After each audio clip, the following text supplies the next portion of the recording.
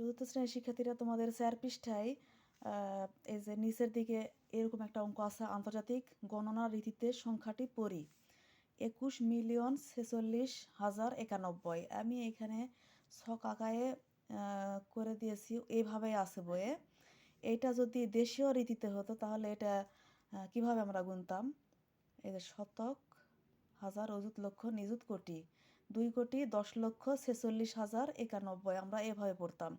কিন্তু যখন আন্তর্জাতিক গণনা রীতি হয় তখন একক, দশক, শতকের পরে হাজারের ঘর 3টা হয়, আর হাজারের ঘরের পরে মিলিয়নের ঘর আবার 3টা হয়।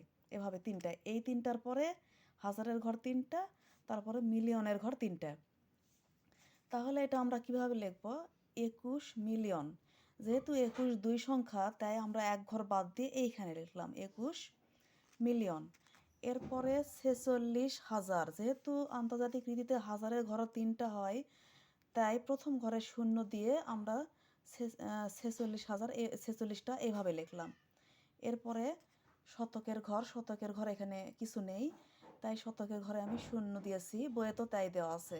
এরপরে আছে 91, একক আর দশক, এই ঘর মিলে 9 × 1 = 91।